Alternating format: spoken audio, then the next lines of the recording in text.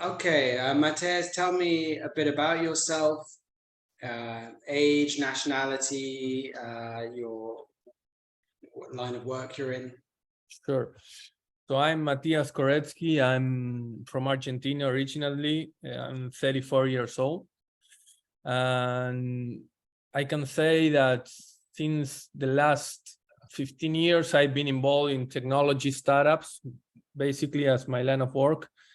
And 5 years ago, I put myself into crypto space, blockchain technology and everything. Right. So yeah, I mean, for me, it's like innovation and technology are super powerful tools. So it's so exciting. Great. Yeah, that's a super brief overview.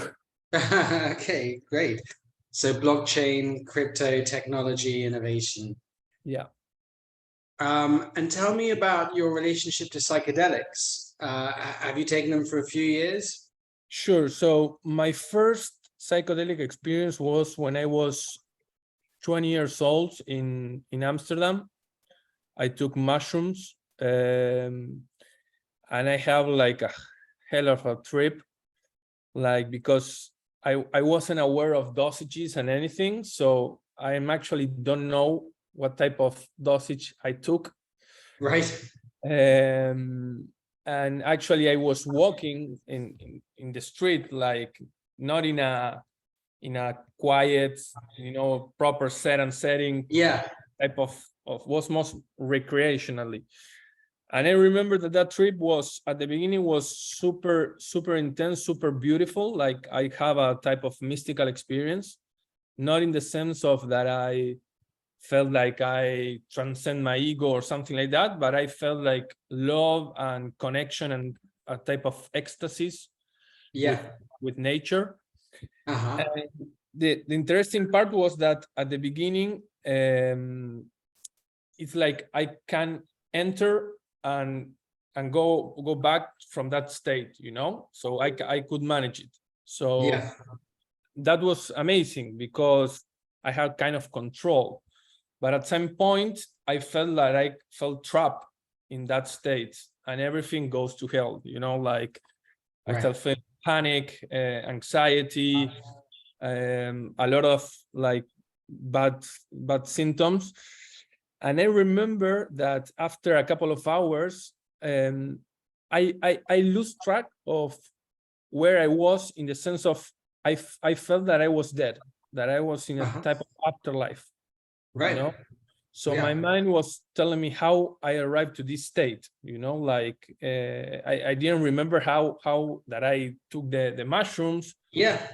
So was super strong. And actually I was working for Amsterdam, and I then before that I was in London, in a different part of Europe, and the scenery changed depending of my thoughts. So if I thought like I was in London, it's something like change. Wow. Like I was in London or in Italy or whatever. Yeah. So I managed to get in a hotel because I didn't remember how to come back to the hostel I was. Yeah. And when I close my eyes, I have like a totally different experience, a lot of lights, informations, racing thoughts. And I felt like super scared because I said, like, I don't know, I messed with myself, and I didn't have the notion of the time. So I just see the clock, and I didn't know what it meant, like the time was yeah. And you were on your own? on my own. Yeah. I was actually with a friend, but he went to the hotel because he felt like kind of bad. And I continue like with my airplane. I remember I was listening to Pink Floyd. So and the other day, like I of course came back to normality, and was like a super interesting experience. And I mean, I have like a bad trip and a good trip, but it was okay. Yeah. But I didn't have any persistent symptoms or anything else. Right. The problem started like actually 4 years ago. I was in a type of spiritual quest. I was asking me a lot of questions about what's the purpose of life? What's the purpose of my life? What should I do? Should I continue doing technology? Why I came to this world, And you were 31? Yeah, I was 29, 30. I'm Okay. almost 30, I can say, mostly. And I was planning to go to a retreat in Peru to do ayahuasca. And a friend of mine told me, why to go there? I mean, you can do like DMT here. And actually I didn't know what was that I was doing like one of the strongest psychedelics on earth. When you smoke it, that is like a short trip, but it's super intense. I didn't know about that, so I didn't have any preparation. We went to a house with bad, I can say, like I feel like a bad energy, not like a beautiful place. And I said, I'm not going to do it. So they did it. I was with kind of friends, and they did it. And you know, when they tell you like, come on, do it, like try to. And that was the biggest mistake I can say in my life. So the experience itself was super short. I mean, I smoke it, and I was so nervous, or I laughed like, and suddenly I was with my eyes open. The reality start like pixeling and disappearing, and I felt that I was dying, and something like left my body, like in a skyrocket. So I just closed my eyes and opened the eyes immediately, and the effects like disappear. So I didn't get exactly into the trip.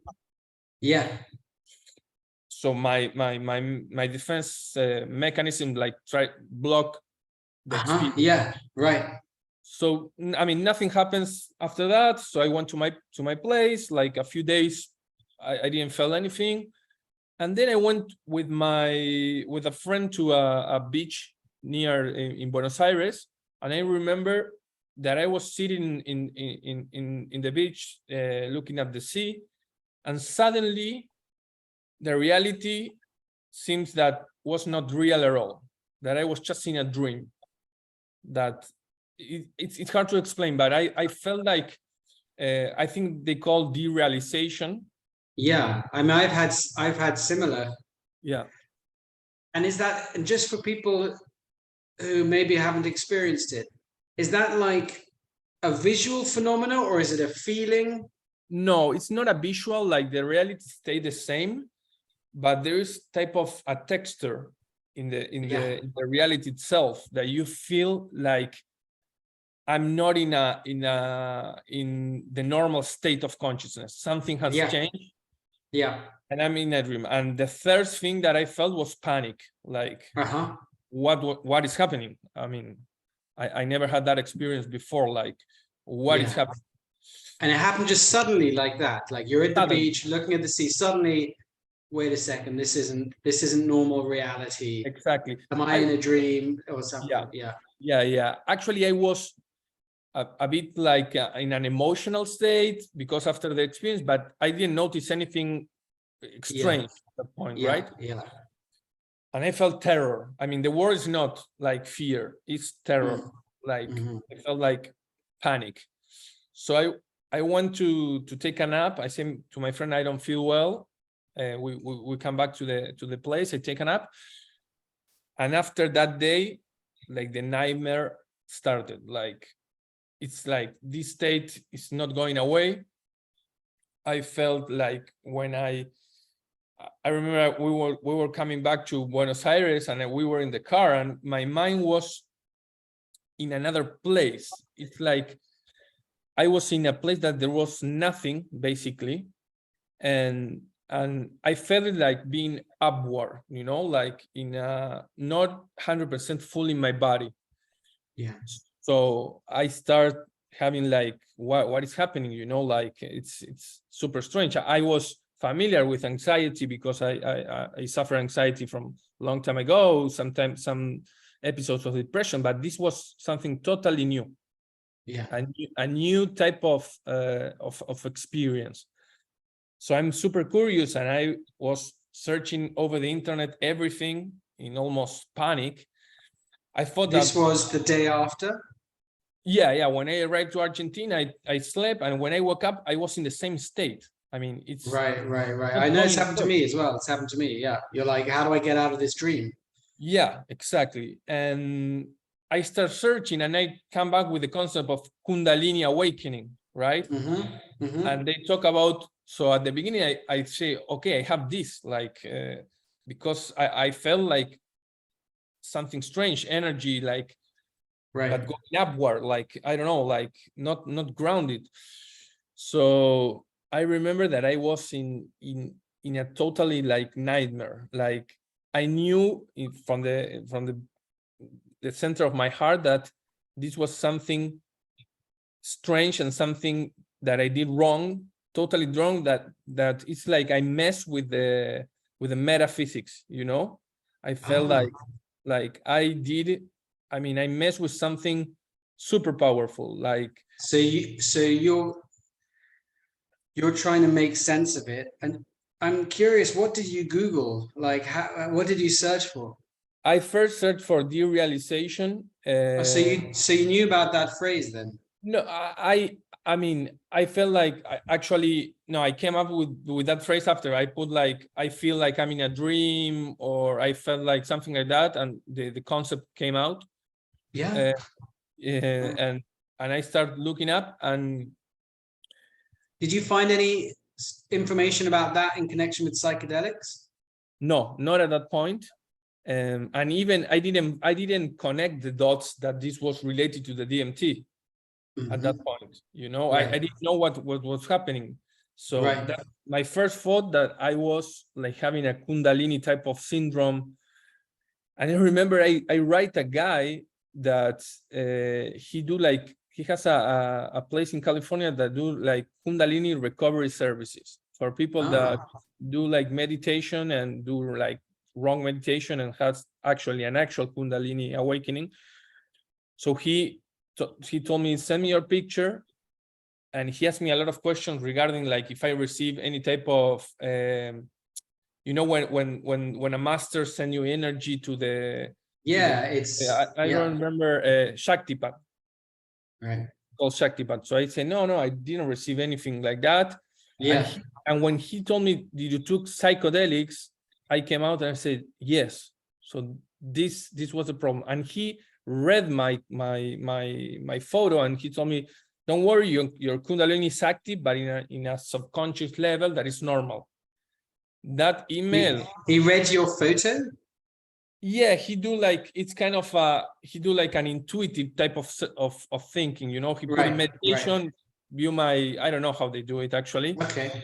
I don't know if that's was true or not, but actually that email saved my life, because if this guy told me like I was in type of any Kundalini thing, I don't know what's going to happen next, because I was feeling, you know, I don't know, panic, terror, or whatever. Right. So he gave you some kind of reassurance when you were very freaked out. Yeah. He told me, and he told me I can teach you a meditation to ground yourself.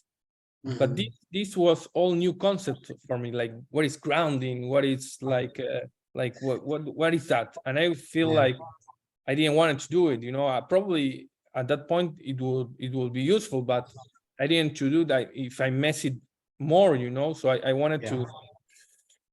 So then it was, I mean, I can read a book about this because I have so many experiences. I'm trying to remember, but yeah, I was almost, if I can say, in the emotional state, it was like a daily terror, like a because at a profound level, your ego is feeling, what the hell is going on?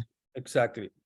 You know, like the ground under your feet has shaken. This isn't even just like anxiety. This is like, what reality am I in? Have I done permanent damage to myself? Exactly. And you say like there's what's your working theory at this point? I mean, because I know what it's like when you're in these states, you're trying to like, what's going on? You're trying to explain it to yourself. And you said that, what was your theory? You said that you thought there was maybe something metaphysical. I thought that at that point, and this is going to sound very strange, but I thought that some guru make me like a kind of evil, you know, like good or something. Like, maybe I don't know, I met with someone in another dimension, and like he's trying to poison me energetically, like, and but sounds crazy, but no, that's what I can tell you, like when I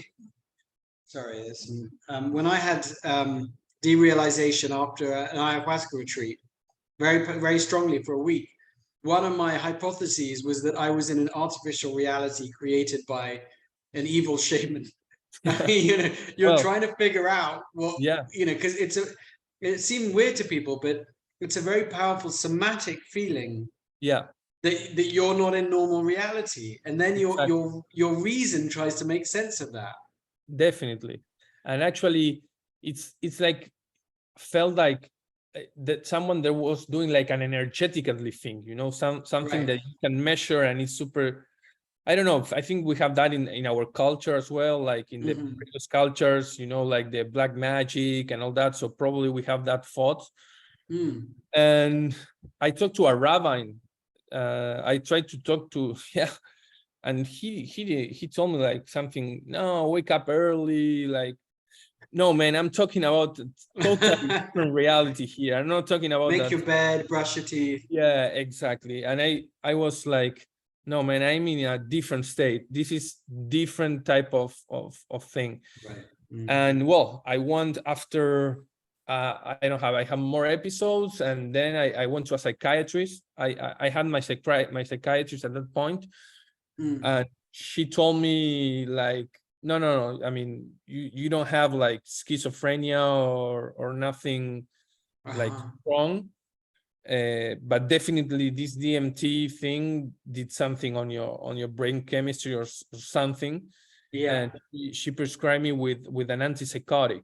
And I say, when I read the concept of antipsychotic, I said, I don't want to take this. I'm not psychotic, like the name was so strong.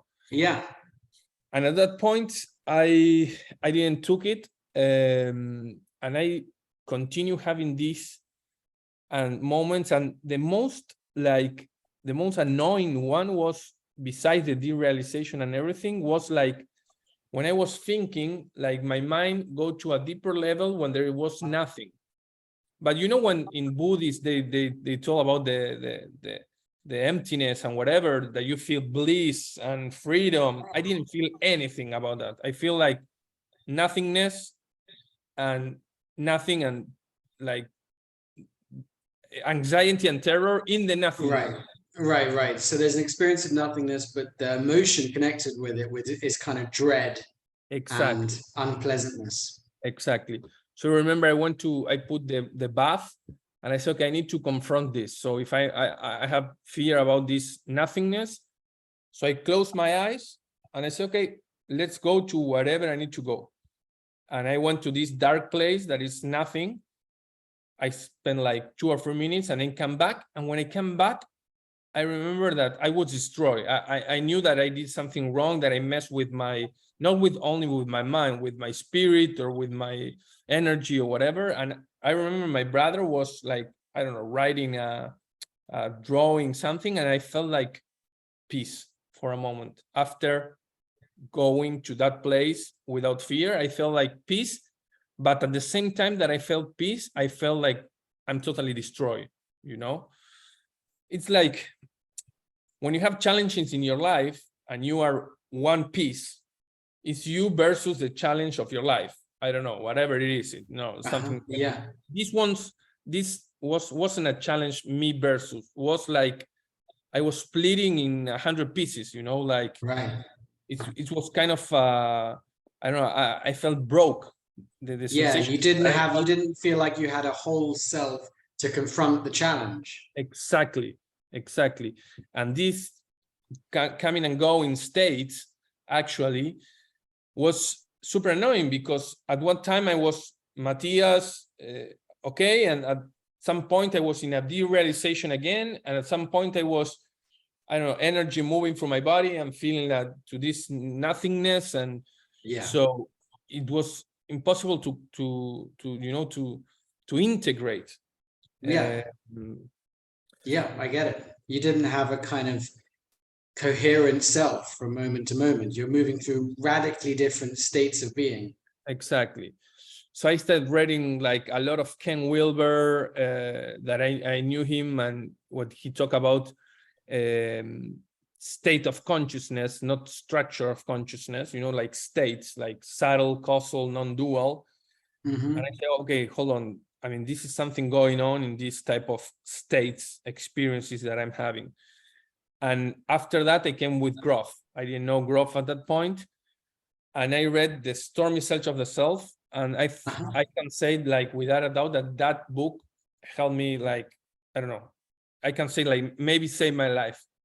Because was the first time that after, I know, probably 6 months with all these symptoms, that I read something that also happened to another person, or that there was not normal, but real, that I wasn't crazy or the only one in Earth that, like, that is experiencing that. And I remember that the book says the first symptom that is kind of equal in all this type of experience is fear of death. That you feel that you are dying in any moment. Right. And that makes a lot of sense to me, because the terror that I felt was, I felt that I was dying, like there was no real danger out there, but internally was a sensation of like, I can die in any moment. Right. And how did you come across that book? I mean, I'm curious about how people find information, because I know what it's like. You're having to figure out a completely new landscape, completely new terms on your own and unsupported. Definitely. No, I tried to find support in therapists, and they didn't understand. They thought that I was kind of okay, this is anxiety, and I couldn't. I didn't have the language. There is no language actually to explain this type of. We didn't develop a coherent language that we can. Unless you experience yourself, it's impossible to communicate. So basically, the main source for me was internet. Like, I Googled my symptoms or what I thought, and I started reading. I read a lot of bullshit, and then I came out with something more coherent. And the concept of spiritual emergency, and when they say that psychedelics can trigger a spiritual emergency, I felt like this is it. This is what's happening to me. Right. So at that point, I felt like kind of a relief, because I can put a name to what's happening to me. Right. Before that, it was unknown. Unknown.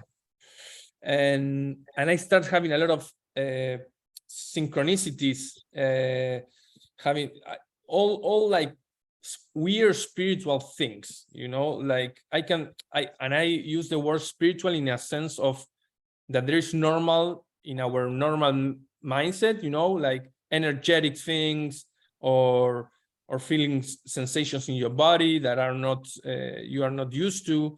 So well, I read the book, but for example, tell me about them. For example, I have in my like solar plexus here in the middle of my stomach, like spasm, like so when I relax, it's not hurting me, but it's like something that is like pulsing over there, like energetic, and my whole body moves. Wow. I was aware of the chakras and all that, so I was thinking I mess, like, and these are systems that are so complicated to understand. In a correct way, that it's like when you touch something, I don't know, in the structure of reality, in the machine of reality, you put the wrong bottom, and there's chaos, and there's no way out. Like, what did I do? So I mess with this is I don't know, some kind of systemic issue. Yeah, exactly. And the time goes on. I was surviving. Every day was one day at a time, in the sense of I need to survive that day. And what?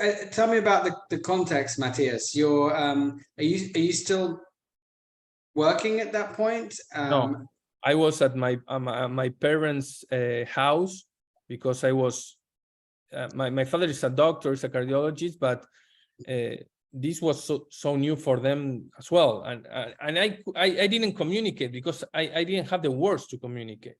Right. But I felt like kind of maybe safe in that environment, you know. Yeah.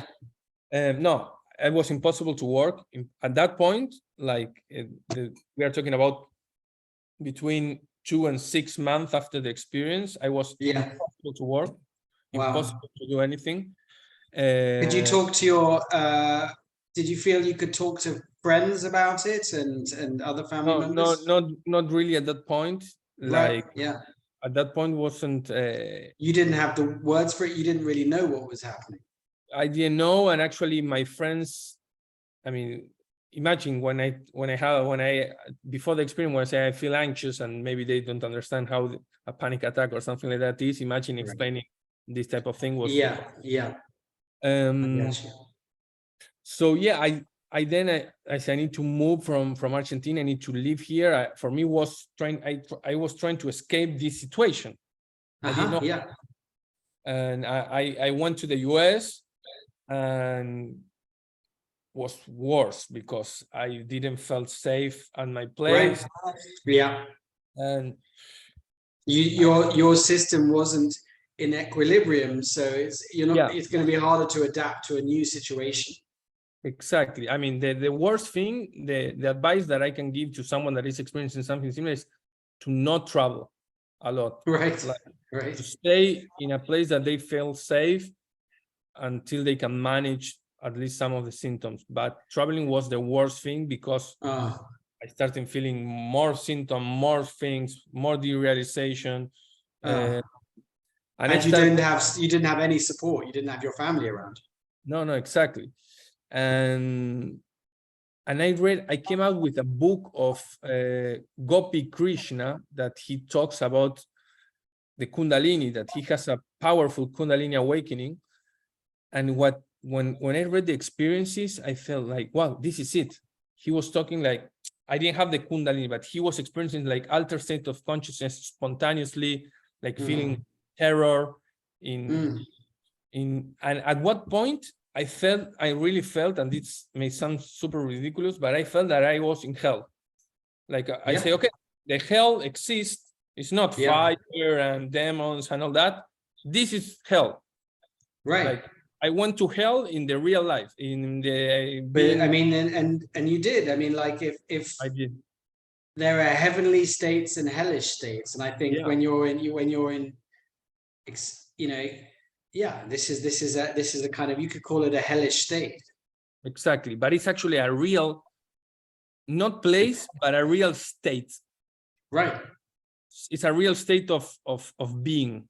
I mean, it's not that you go underground and see demons. It's you're in a state where your soul, or whatever you want to call it, your energy, your ego, whatever, is in a hellish state.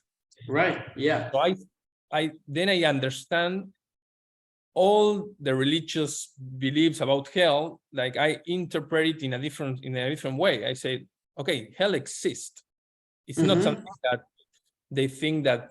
I mean, it's not how they interpret hell that you go, but I know what you mean. I mean, of course, I've certainly felt like I was in hellish states, but also like, and often a lot of shame and guilt comes with that too. Like, oh, I really messed up, right? Yeah. But of course, you hadn't killed anybody. You know what I mean? You hadn't hurt anyone apart from you just smoked some drugs. Yeah. So it's not like you were a big sinner. Exactly. But nonetheless, you're in this hell state, Exactly. So yeah, I thought that, and when I thought about hell, and that was very weird because I really started feeling like a lot of heat in my body.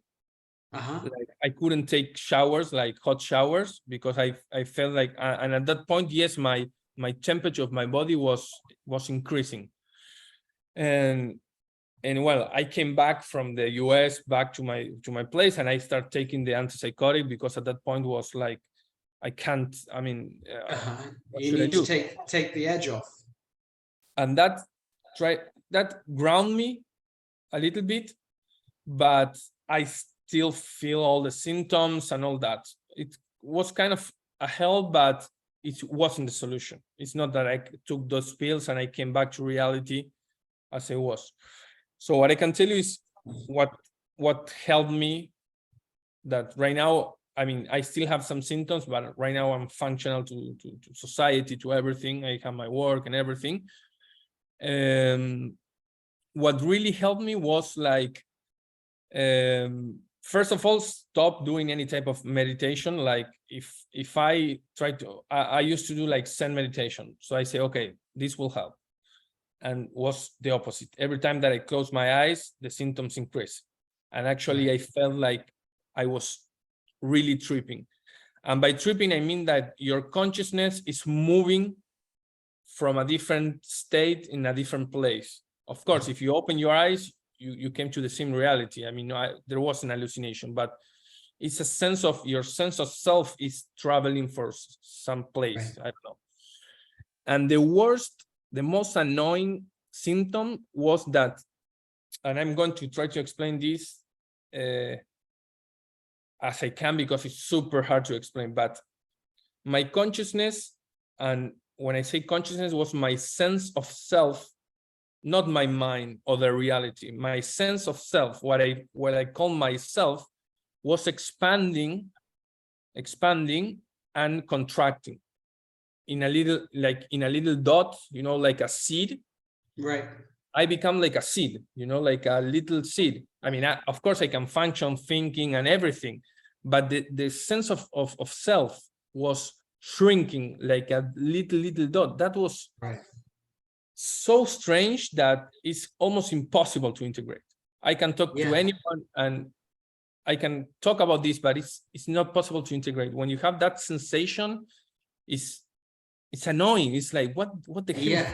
No, like, so the expanding, what do you mean by expanding? Do you mean like you feel like yourself is connected to the world, or it's like, felt like I was, when you put, when there is like smoke, like smoke, like, I don't know if humo, no me sale, like, smoke. Yeah. Like it's expand, but it's type of also disintegrate. So I felt like when I don't know, I was looking at a view, for example, in an apartment, and I felt that I was everything there, like myself was all over there, like the mountain, in the sky, everything. But that wasn't like blissful or anything, like, oh, I'm expanding. No, it was like annoying. The feeling is aversion to it. It's like, what is this sensation? Like, it's and I felt like out of my body, like I wasn't 100% grounded in my body. It was, I get it, and then would it switch to the shrinking like quickly afterwards, or it shrinks, and it's like a little seed, and it's so annoying that with my mind I try to like move it, like, or trying to open it up, like with my hands, like, okay, let's do like a little force. It's super weird. I mean, of course, extremely odd, and you're, it's just, what's going on? I didn't choose this. This is, I don't want this. How do I stop this happening? Exactly. And the thing was that I started reading about DMT experiences, and I came to the realization that what's happening to me was like I was in a DMT state without being like super strong and then come back when you do it. For me, it was like it's open little by little. So I was in a DMT space because I closed my eyes and I was in a kind of a space with the planets and everything, like, and when I started reading about experiences with smoking DMT without the imaos, that it's type of doing like more slow trip. They say that they took you to space or to, I don't know where. And well, times go by one day at a time. Like, as I tell you, like, my mantra was, this should pass too at some point. Right, because you said that you've now got to a state where you're functional. Yeah, You still get symptoms, but maybe somewhat less. yeah. I mean, I had the opportunity to see a shaman woman that came to Argentina, and she was one of from the north of Peru. She was one of super like knowledge woman. When I was in I remember I traveled to to Cancun to try to relax with friends, and things got worse. I need to come back to Argentina directly today, so Right. I couldn't trip. And I get the Michael Pollan books, How to Change Your Mind, in a bookstore in the airport. And the only thing that I saw was DMT. And I said, I need to buy this book. I bought the book. I saw the experience, and I said, this is what's happening to me. Like, I opened the door and it's not closing it up. So when I went to see the shaman, they were doing like little mescaline, right? But I was on psychiatric medication, so she told me, you can't do that. But the moment she saw me, she told me, you mess with sacred plants. She saw that. I didn't mention anything. Right. And for me but she told me, don't worry, you are going to be okay. And she do some type of ritual and with tobacco and things and prayers. And at that point, when I went to sleep after that experience, I went to bed and I felt that something from the sky came, like I entered my body, and I felt like this that happened in the DMT, that something goes away, like came back.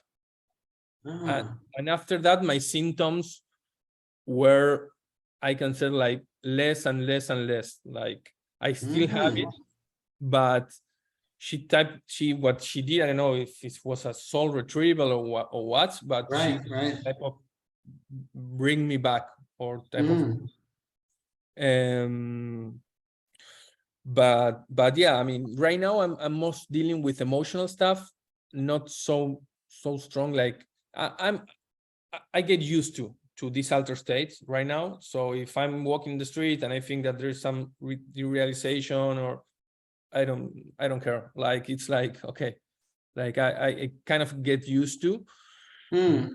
But right now I'm in the process of all the emotional stuff coming out, like mood swings, anxiety. I'm super vulnerable. Like, I don't know, like if someone says something to you bad, you say, who cares? For me, it's like it's 10 times the potent of the word that it's I try holotropic breathwork, because one of the symptoms that I have is that I felt trapped. I felt actually trapped, that there was no exit. And Groff talk about the no exit in the BPM2, that is the no exit type of perinatal experiences. So I say, wow, this actually happened to me. I tried holotropic breathwork, but the problem was that this type of experiences, they done it like in I don't know, once a month, and for me, I think that I needed to like do it regularly, so I didn't find the support in Argentina yet. So you think it might still be helpful to kind of go into altered states, but in a more controlled way than on psychedelic drugs? I think that what I felt is like I have, like, if we put it in psychological terms, like I open my unconsciousness. My unconsciousness is like super close to the surface.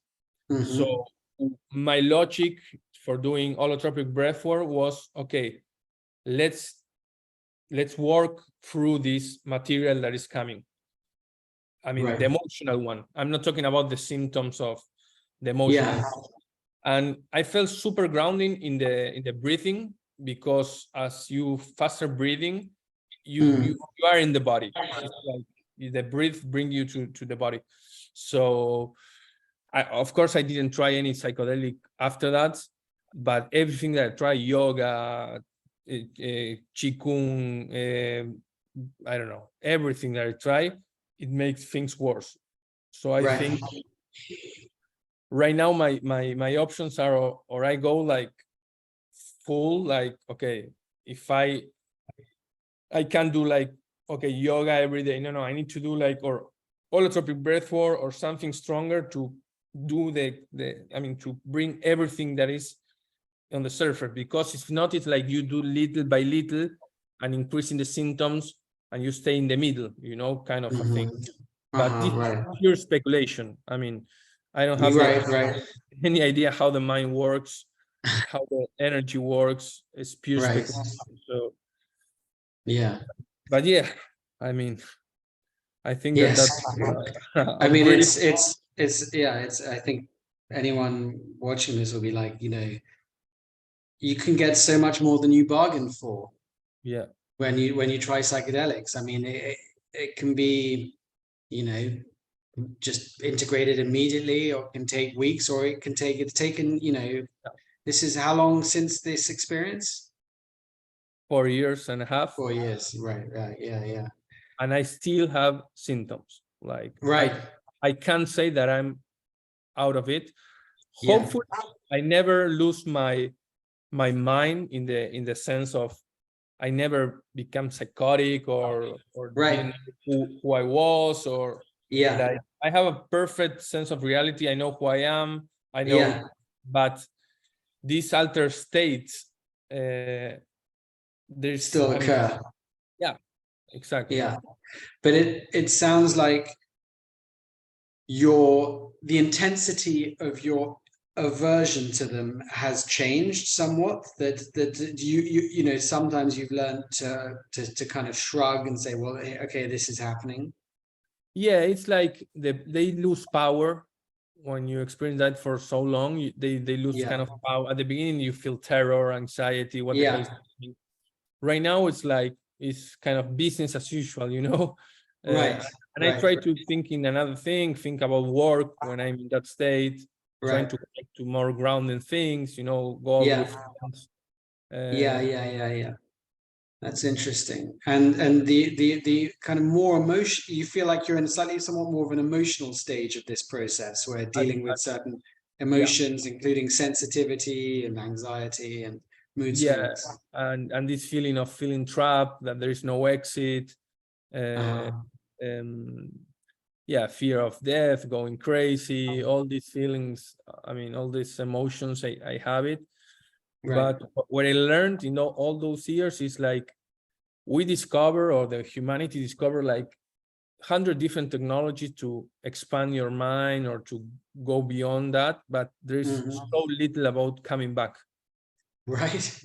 Yes, there's like grounding. When you read about grounding, they say, oh no, walk with your foot on the grass, take a walk with your dog. No, I'm talking about different type of grounding, and it's something that bring me to earth again. So, and that's something that for me was curious in the Denver conference, because there's no more, I mean, there is not too much talk about how you come back for this situation if you have this type of opening, Well, yes, so let's talk about that just finally, like, because we met at Psychedelic Science in Denver, which was this biggest ever psychedelic conference, 12,000 people, 4 days, huge convention center in Denver. And so you came from Argentina and you paid for your flights. I mean, and I know it's $800 ticket. It's not cheap, the whole shebang plus kind of hotel room. And why did you want to go? Because at this point in my life, if I don't work for an actual solution, the process is going to still open. It was like almost 4 years. I mean, it's not like, okay, it was like 6 months ago, wait a little bit, maybe they, they integrate. No. I need to do an actual real work right now to integrate. If not, nothing's going to change. Like, that's what I feel. So I went because, mostly feeling, I mean, looking for some answers.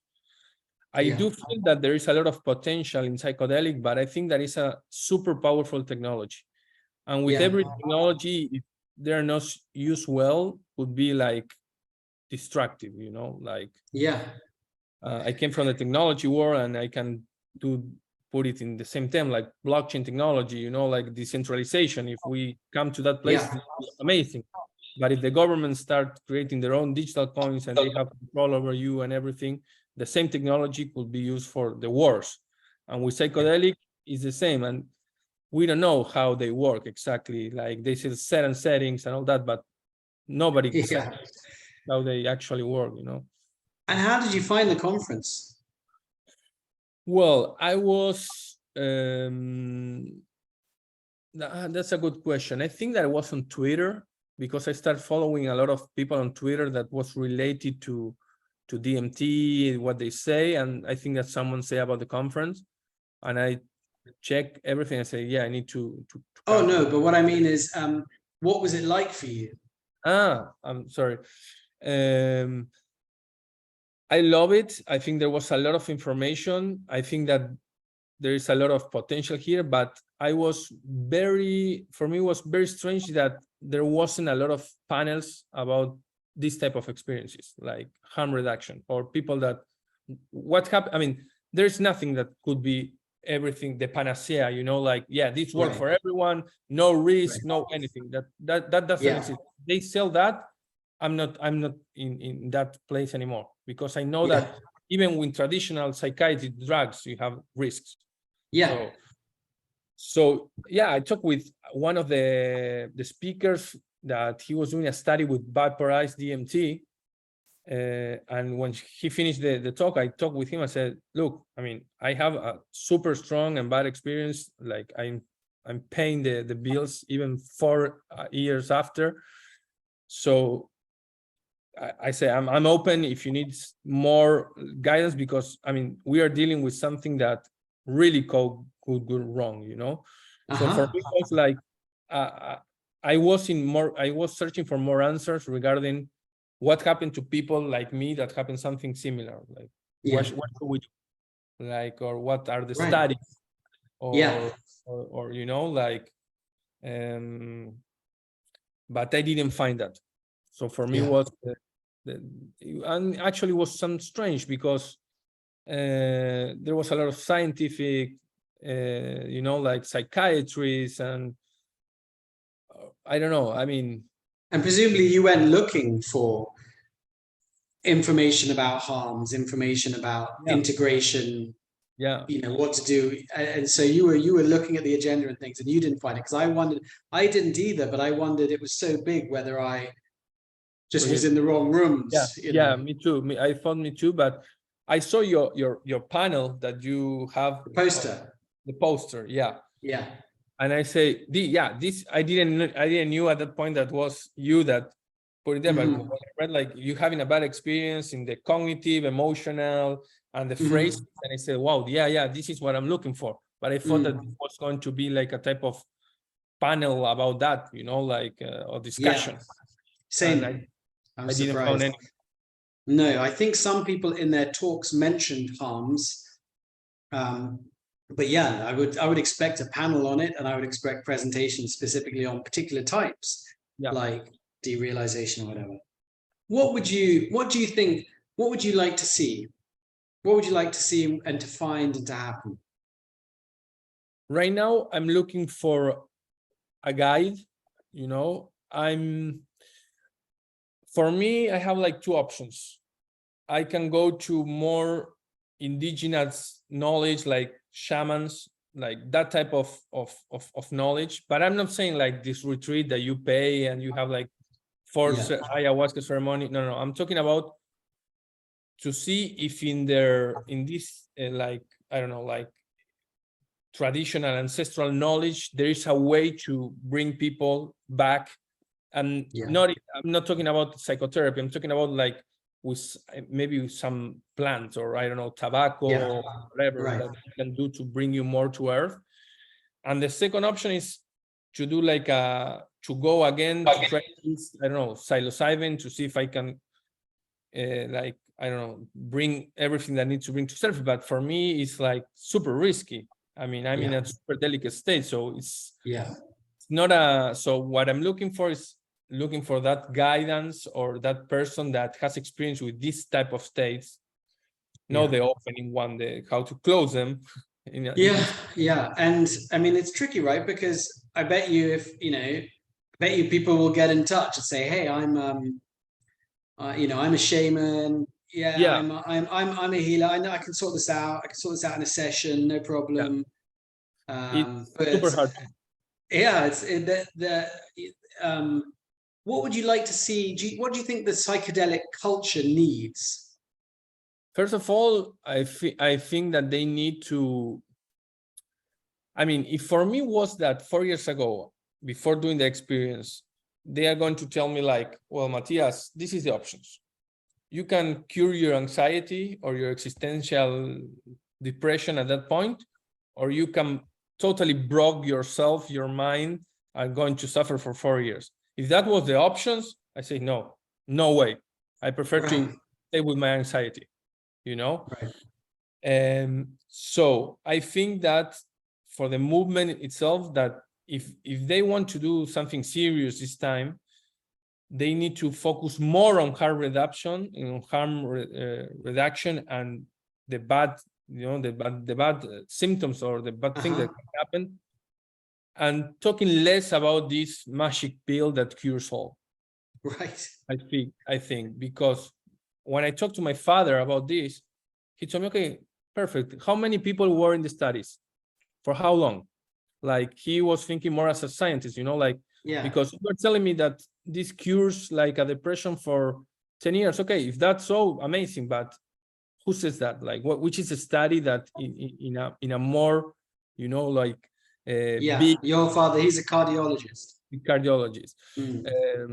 I mean, he's open to the idea. He's not close about it, but he also thinks in the risks, because I mean, there is some risk. Definitely, there's risk. Yeah, and these are not big studies yet. I mean, we're talking about less than 2,000 people have been through these trials. This is very small. Exactly. And I feel there was at the conference and in the culture in general, there is a real absence of people talking about bad experiences. Or hard experiences. It's always the kind of miracle stories of, I had this or that or the other.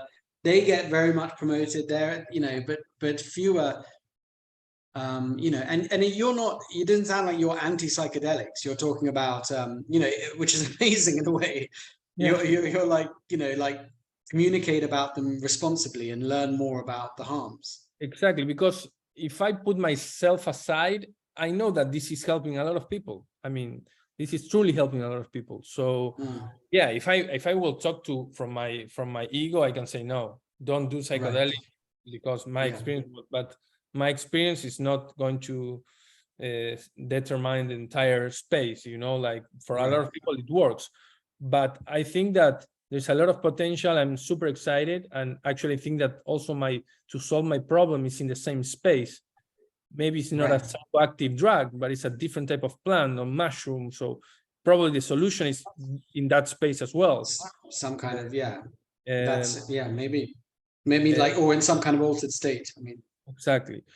But yeah, I mean, I'm excited. I think if I did it in a proper setting, and maybe it happened anyway, but I probably wouldn't have this PTSD right now of this experience. So right. Maybe I had the symptoms, but not the memory of this bad experience. I met someone at the conference who had a kind of DMT clinic, or he was doing DMT trials, and I asked him, have papers been published on DMT related harms? And he didn't know of any. So I hope that one thing that might come from this conversation is maybe people can get in touch if there's been research on DMT related harms. And if not, maybe people will be interested in doing that research. Like, I know that, a lot of people are trying DMT now. And other psychedelics. So there's a lot of research gaps. And as you say, there's very, very little research, hardly any, on what helps people come back after exactly. extended difficult experiences. Definitely. And another thing that I wanted to say, but because for me it's important, is like, if someone wants to start with psychedelics, I will recommend that start super slowly. And I think that smoke DMT, I think that nobody needs to do that. But if you want to do that, it's the last thing that you should do.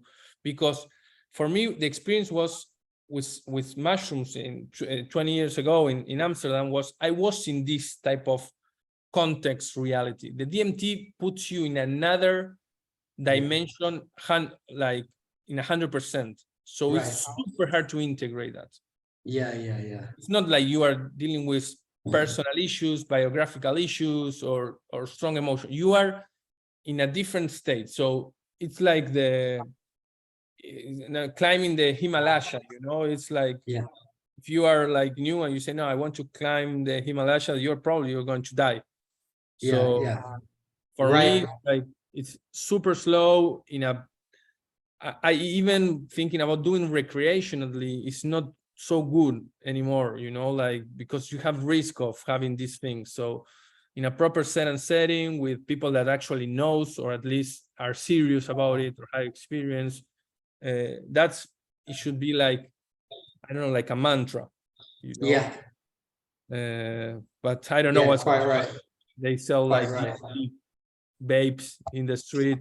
We're going to have all spiritual emergency everywhere, Yes, I know that the biggest psychedelic company by market capitalization is GH Research, and they are experimenting with 5-MeO DMT for treatment-resistant depression without therapy. So because it's so quick, there's a lot of corporate interest in DMT and 5-MeO DMT, because you only need half an hour, and then you're out of the clinic. So I think it's really important that we learn more about harms. Okay, thanks so much, Matias. I appreciate your resilience and your altruism in talking about this, and it'd be really interesting to see whether others have similar experiences with DMT or other psychedelics, and maybe what research is out there. Maybe this will inspire others to do research in this area. That will be amazing, and I really want to thank you for doing these connections and for your support. Like, for me, it was super. One of the most important thing in the conference was talking to you. Was the first time that I can really share my experience with someone that maybe has similar experience. Yes, I do. Like, I'm not the only one in the world. No, absolutely right. No, other people go to these weird places. And sharing stories is so important. Like in our study, we've got a study coming out in a month about what helps people who have extended difficulties, and one of the main things they said was coming across similar stories. Yeah, definitely. So this conversation will help others as well. So it's all. I hope so. Yeah. I'm absolutely certain. So it's all kind of paying it forward. Yeah. So thanks so much, Matias. We'll keep in touch, and I will definitely, when people get in touch with me as well, I'll send you an email and see whether. Feel free to, if someone wants to talk about it. I'm super open to, if someone is experiencing something like that very recently. I'm super open to talk to them and say that, I experienced this for 4 years and I'm still alive. I'm functioning. Like, it's annoying, it's difficult, but I'm still living in this world, Fantastic. Well, thank you so much. Very nice to connect with you. I appreciate it. I appreciate your courage and openness and your altruism.